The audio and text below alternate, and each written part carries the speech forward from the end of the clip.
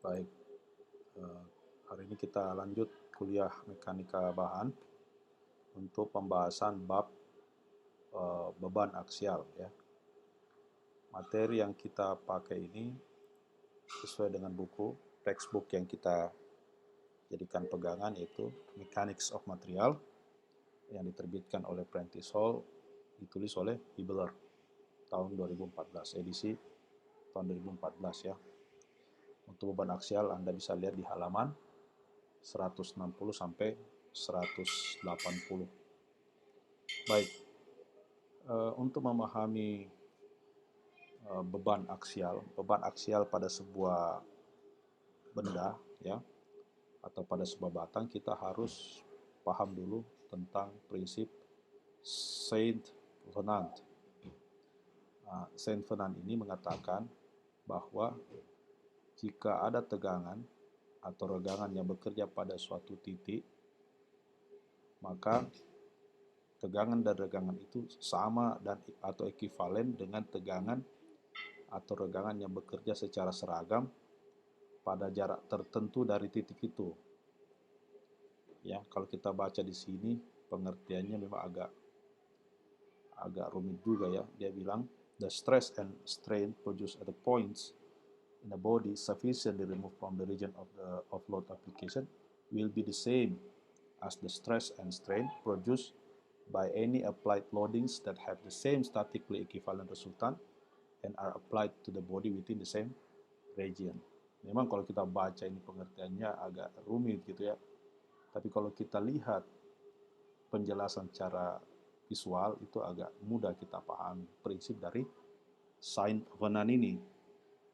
Misalnya saja ada beban tarik ya sebesar P bekerja pada suatu benda atau body. Tentu ketika beban ini bekerja, tarik, body ini kan berada pada perletakan jepit ya. Jepit, kemudian dia ditarik. Pada saat dia ditarik, benda ini mengalami distorsi atau deformasi. Nah, distorsi atau deformasinya ini tidak semuanya terjadi, hanya pada jarak tertentu saja dari titik ini. Kalau kita lihat distorsinya ada tepat pada garis yang melintasi titik, kemudian pada garis AA, sedikit GB, sedikit, dan pada garis CC sama sekali tidak mengalami deformasi. Begitu pula pada perletakan. Pada perletakan ini terlihat ada deformasi persis di perletakan. Pada jarak yang mulai menjauh dari perletakan, mulai tidak ada distorsi. Jadi inilah yang dimaksud oleh Saint-Venant ini, bahwa jika ada tegangan yang bekerja pada sekitar titik ini, begitu pada jarak tertentu, tegangan ini akan menjadi seragam atau ekivalen. Ya, ekivalen. Jadi kalau kita meninjau suatu beban titik pada suatu batang, jangan terlalu dekat pada titik itu. Kita menganggap bahwa tegangannya seragam. Harus pada jarak tertentu, mengikuti prinsip Saint-Venant. Nah, pada gambar ini lebih jelas lagi. Jadi, ini adalah pada penampang AA. Ya. Pada penampang AA yang tadi, ya kelihatan distribusinya. Memang kalau di sekitar titik, dia kelihatan ada distribusi akibat beban tarik ini. Ya, pada titik menjauh dari titik mulai mengecil. Tapi begitu kita turun ke bawah pada penampang BB, mulai agak seragam, ya. Apalagi pada penampang CC sudah mulai tidak terpengaruh lagi. Semuanya seragam. Nah, inilah yang dimaksud dengan ekivalen terhadap beban titik ini, ya. Seragam dia. Sigma average sama dengan P dibagi A penampang ini, luasan penampang ini, ya. Oke. Begitu pula kalau misalnya kita bagi P per 2, P per 2. Sama saja, ya. Nah, berapa jaraknya dia mulai seragam? Pada jarak, kalau ini jaraknya A misalnya, itu sama juga dengan lebar penampang. Jadi rule of thumb-nya adalah pada jarak A yang sama dengan lebar penampang, itulah tegangan mulai seragam. Ya. akibat bekerjanya beban tarik. Ya, ini juga sama ya dengan ini. Jadi, kalau lebih dari kurang dari ini, ya mulai masih terpengaruh oleh distribusi tegangan menurut beban titik. Kemudian bahasan selanjutnya adalah setelah kita tahu prinsip sains penahan, ya kita bisa lanjut bagaimana menganalisis deformasi elastis pada bodi yang diberi beban aksial. Misalnya saja, ya ini bodi, ya ini bodi. Kita beri beban aksial sebesar P1 dan P2. Nah, tentu bodi ini akan mengalami regangan, tertarik, ada pertambahan panjang sebesar delta. Hanya saja ya, kalau kita ikuti hukum Hooke, tidak mesti langsung bisa diaplikasikan. Kenapa? Karena penampang pada bodi ini tidak sama. Luasan penampangnya di sini lebih kecil, mulai membesar, dan paling besar di sini. Nah, oleh sebab itu, kita menganalisis dengan asumsi kita lihat dulu segmen paling kecil sebesar delta X lebarnya pada jarak X, ya. Kalau kita zoom ini free body-nya, maka kita bisa lihat free body-nya seperti ini, di mana ini adalah penampang atau elemen delta X yang ditarik sebesar gaya Px, gaya pada titik X, ya, pada elemen delta X yang mengalami pertambahan panjang sebesar delta-delta. Nah, ini adalah free body-nya. Ya. Nah, kemudian Px ini, ya, kalau dia bekerja pada luasan A, maka dia menjadi tegangan. P pada X dibagi A pada X itu sama dengan sigma. Dan delta-delta dibagi dengan delta X itu sama dengan regangan. Ya, regangan. Nah, ada hubungan antara tegangan dan regangan, yaitu modulus elastisitas. Ya, modulus elastisitas di mana sigma sama dengan modulus elastis pada X dikali dengan regangan. Atau sigma sama dengan P pada X dibagi A pada X sama dengan modulus elastis pada X dikali dengan delta-delta dibagi delta X. Kalau kita jabarkan secara matematika, maka kita akan dapatkan delta-delta itu sendiri adalah Px dx dibagi Ax Ix. Karena ini adalah elemen untuk menggambarkan keseluruhan, maka elemen ini kita kumpulkan, kita jumlahkan dengan integral, di mana delta-delta menjadi delta, ya. Kemudian integral Px dx dibagi Ax dikali Ix pada sepanjang antara 0 sampai L, ya. Maka besaran delta ini adalah ini, ya. Nah, jadi kita bisa menghitung berapa pertambahan panjang. Nah, kalau kita lihat bentuk rumusnya, ini integral, artinya penampang boleh jadi tidak konstan. Ax ini tidak konstan. Modul elastisitas juga tidak konstan kalau materialnya berbeda-beda pada batang ini. Ya, begitu pula gaya yang bekerja mungkin tidak konstan, ya. Pada beberapa tempat ada perbedaan atau perubahan gaya. Nah, rumus ini bisa dipakai, ya.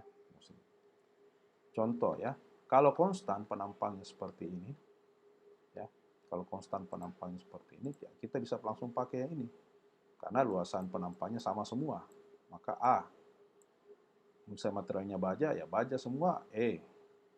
Gaya yang bekerja P di sini sampai sini P L, maka deltanya kita bisa pakai rumus ini. Tapi kalau misalnya penampangnya berubah-ubah sesuai yang tadi, ini tidak konstan, maka kita menggunakan rumus delta sama dengan sigma PL dibagi AE.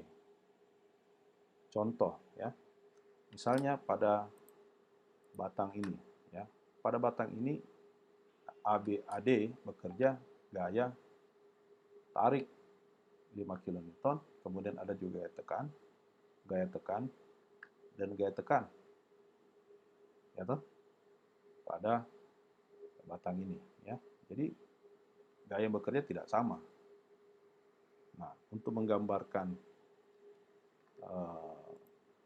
gaya yang bekerja, ya kita bisa tulis ini adalah pada titik A ya, gaya tarik. Kalau tarik itu kan plus ya, kalau tekan minus ya, kompresif minus, tensile plus, ini 5 plus tarik ya. Kemudian bekerja pada titik B 8, 5 dikurang 8 minus 3. Kemudian bekerja lagi gaya tekan 4, min 3 dikurang 4 min 7 pada titik C. Dan juga begitu pula pada titik D, itu min 7. Jadi ini sebaran gaya yang bekerja. Nah, kalau kita buat pribodinya, kita potong-potong dia, maka pada bentang ya, atau pada bagian AB gaya yang bekerja di sini adalah 55 ya, sini 5 ya, 5 plus berarti tarik ya, tarik. Nah, kemudian pada bagian BC di sini berapa? Min 3 ya, pada bagian BC min 3. Min 3 artinya tekan ya. Nah, ini tekan. Kemudian pada bagian CD itu min 7 tekan ya. Ini tekan dan ini juga tekan. Nah, kalau kita mau menghitung ketika gaya ini bekerja berapa deformasinya, ini kan beban aksial ya, berapa deformasinya, maka karena gaya yang bekerja berbeda-beda, kita gunakan sigma P dikali L dibagi AE ya, di mana ini plus 5 kN dikali dengan LAB dibagi AE ditambah min 3 ya, kali LBC dibagi AE dan ditambah min 7 dikali LCD dibagi AE. Nah, itu ya. Kemudian kita masuk pembahasan superposisi. Superposisi ini adalah prinsip yang bagus yang dapat kita gunakan untuk menentukan tegangan atau displacement pada sebuah titik, di mana pada sekitar titik itu bekerja gaya-gaya yang cukup kompleks, ya, cukup banyak. Prinsip superposisi ini prinsipnya membagi gaya itu ke dalam komponen-komponen, yang mana tegangan ya, tegangan atau displacement itu dapat ditentukan, dapat dihitung dengan penjumlahan ya, pada penjumlahan pada gaya tersebut yang sebelumnya itu dianalisis terpisah. Dianalisis terpisah dulu, kemudian dijumlahkan, disuperposisi, itu maksudnya. Ya, contoh ya aturan dulu. Sebelum kita masuk contoh, apa sih aturannya? Aturannya itu yang pertama harus pembebanannya linear ya. Linear terkait dengan tegangan dan displacement. Jadi dalam ruang linear ya, elastis. Kemudian pembebanannya tidak menimbulkan perubahan besar pada geometrinya. Jadi kalau ada pembebanan kemudian lendutannya besar sekali, tidak bisa kita pakai aturan superposisi ini. Tapi kalau lendutannya masih kecil, sangat tidak signifikan, ya masih kita pakai aturan superposisi ini. Kemudian salah satu hal yang menarik di superposisi ini prinsip superposisi ini bisa kita pakai untuk menganalisis statis tertentu. Nah, sekarang kan Anda sudah pernah belajar statis tertentu ya. Apa bedanya statis tertentu dengan statis tentu?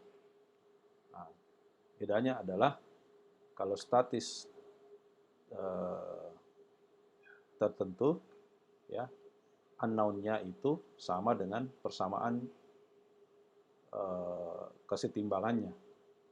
Saya ulangi, pada statis tertentu jumlah variabel unknown yang ini ya, itu sama dengan jumlah persamaan kesetimbangannya. Tapi kalau statis tidak tentu, ya, jumlah gaya unknown-nya atau variabel unknown itu lebih banyak daripada jumlah persamaan kesetimbangan atau equilibriumnya. Contoh misalnya yang ini ya, ada berapa unknown yang harus kita cari untuk analisis? Ada 4, yaitu VA, VB, PC, dan HA. Pada perletakan balok dengan sendi roll. Ya toh, sendi kan 2, VA. HA roll cuma 1, vertikal PC. Ini 4. Sementara yang kita tahu, persamaan kesetimbangan itu kesetimbangan gaya dalam arah vertikal, kesetimbangan gaya dalam arah horizontal, dan kesetimbangan momen hanya 3, sementara unknown-nya 4. Jadi dia lebih banyak unknown-nya daripada persamaannya. Maka itu disebut dengan struktur ini dapat dianalisis dengan menggunakan prinsip statis tak tentu atau statically indeterminate ya. Nah, apa kaitannya dengan superposisi? Jadi pada beban aksial yang merupakan statis tak tentu, maka prinsip superposisi dan juga compatibility itu bisa dipakai untuk itu. Jadi kita bisa menganalisis ini dengan menggunakan prinsip-prinsip superposisi, apakah itu compatibility atau flexibility. Contoh, pada batang AB ya, bekerja gaya P. Letaknya P ini pada LAC dari A, pada LACB pada dari B, atau L lah panjang totalnya. Nah, kalau kita tentukan dulu, ini kan statis tak tentu. Ya. Kenapa? Karena unknown-nya lebih banyak daripada persamaannya. Jadi misalnya ini, kita asumsikan ini adalah FA, ya, ini FB. Nah, kita mau hitung ini, berapa FA, FB pada batang AB ini. Nah, maka kita bisa buat persamaannya, yaitu sigma F sama dengan 0 untuk vertikal, di mana FB ditambah FA kurang P, FB kebalik ya, sorry. FB ditambah FA dikurang P kan ke bawah, minus, sama dengan 0. Nah, ini persamaan sendiri ini tidak bisa menyelesaikan ini, karena dia butuh paling tidak 2 persamaan. Nah, untuk mendapatkan persamaan keduanya, maka kita menggunakan compatibility, di mana asumsinya deformasi pada batang AB ini tidak ada deformasi, atau delta antara A dengan B itu 0. Delta antara A dengan B itu 0. Tidak ada deformasinya. Kenapa? Ya karena logika saja. Dia kan ini terjepit. Ya pasti begitu ada beban dia tidak ada deformasi. Terkunci. Nah, karena kita lihat delta AB sama dengan 0, maka ini adalah delta A.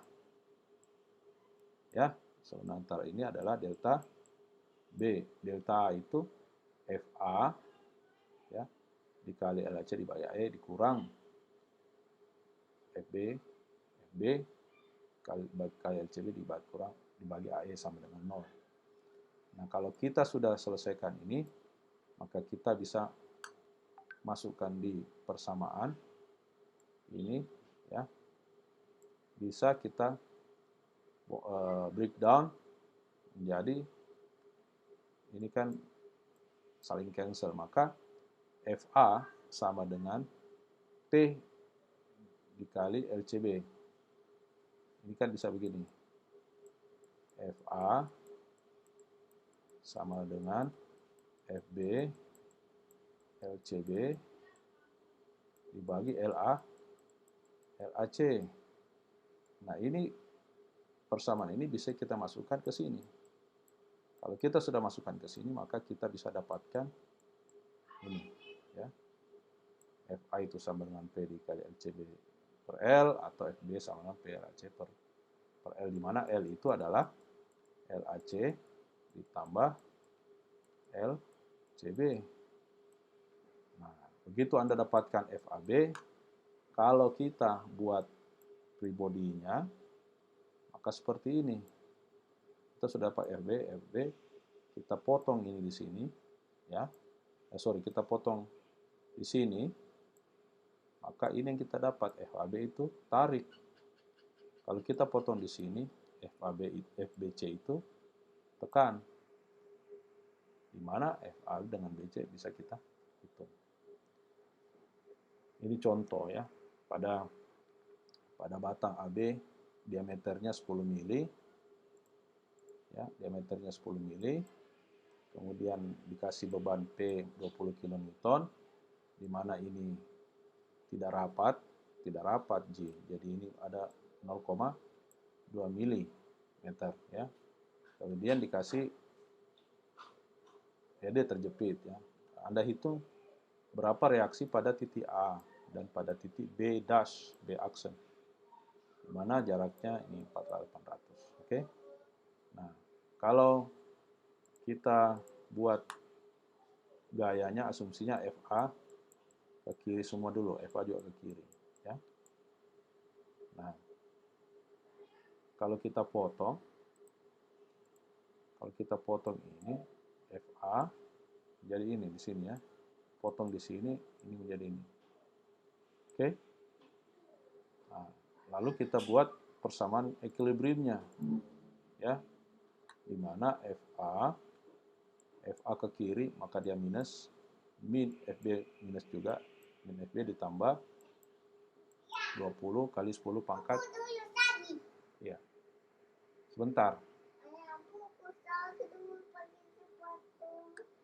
Tunggu.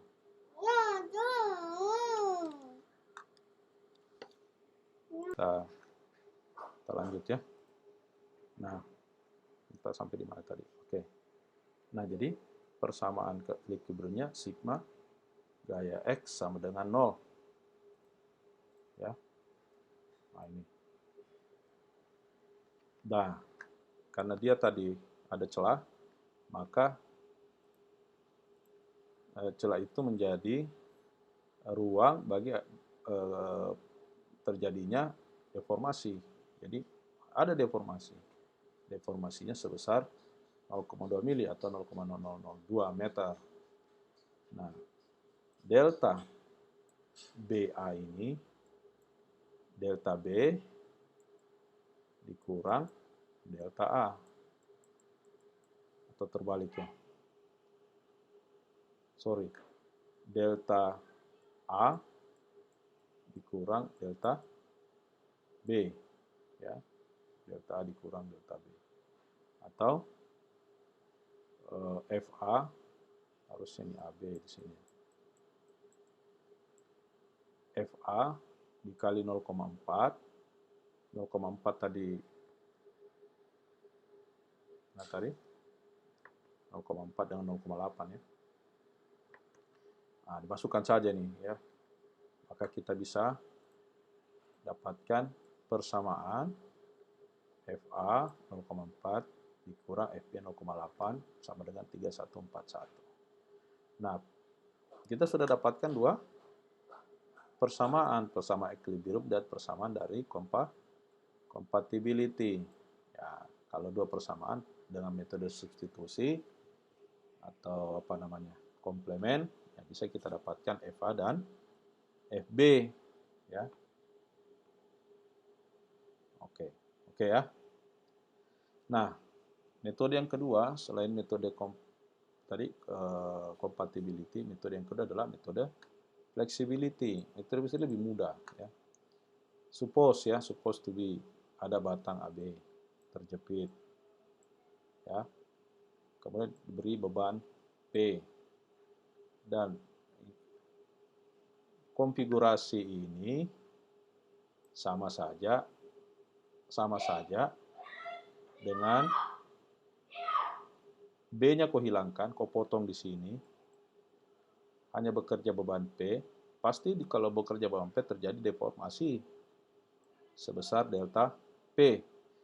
Kemudian ditambah, kita hilangkan ini, tapi dikasih beban gaya FB, karena sudah pas ada FB di sini. Di mana deformasinya bukan lagi ke bawah, tapi ke atas. Sama saja ya. Jadi FB ini disebut dengan redundan. Jadi konfigurasi gaya-gaya yang bekerja di sini itu bisa saja sama dengan menghilangkan FB ditambah dengan ada FB, kita hilangkan P. Nah, ini model aslinya ya. Nah, begitu. Jadi ini anunya, resultannya ya. Oke.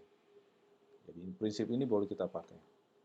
Nah, kalau demikian, karena tidak terjadi displacement, maka pada daerah yang kita potong tidak terjadi deformasi. Pada daerah yang kita potong adalah delta antara P dan B. Ya, delta antara P dan B, atau delta P dikurang delta B. Delta P itu adalah PL, ya, PL P dikali LAC dibagi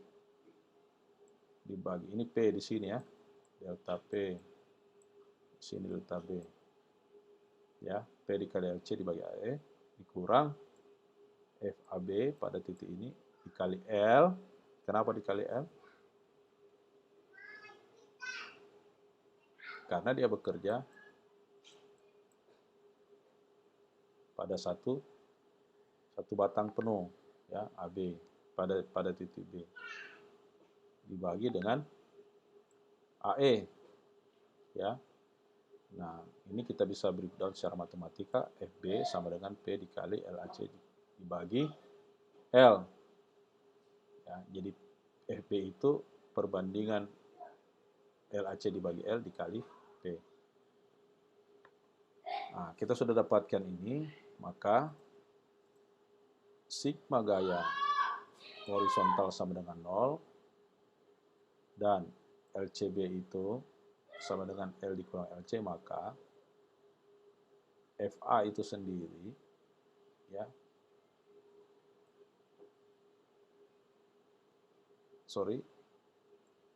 FB kan sebenarnya gini ya, FB ditambah FA dikurang P sama dengan 0 ya, sigma gaya vertikal, saya ulang. Ini ya. Oke. Jadi sigma gaya vertikal sama dengan 0, di mana FB ditambah FA dikurang P. Karena FB ini kita sudah dapatkan di sini, masukkan saja di sini. Ya. Nah, kalau dapat FB maka FP, FA kita bisa hitung. Oke? Oke ya. Nah, kemudian bahasan berikutnya adalah thermal stress. Logika kita tentu memahami bahwa perubahan suhu itu menyebabkan suatu benda mengalami deformasi. Kalau dia panas, dia mengembang. Kalau dia dingin, dia menyusut. Tapi tidak semua bahwa yang panas itu dia mengembang. Tidak semua, ada juga material yang kalau dia panas, dia malah menyusut. Bisa jadi. Tapi secara umum saja kita katakan demikian. Ya. Nah, kalau panas dia mengembang, kalau dingin dia menyusut. Mengembang dan menyusutnya itu adalah deformasi kan? Ya, kontraksi atau expanding itu deformasi. Nah, deformasi ini bisa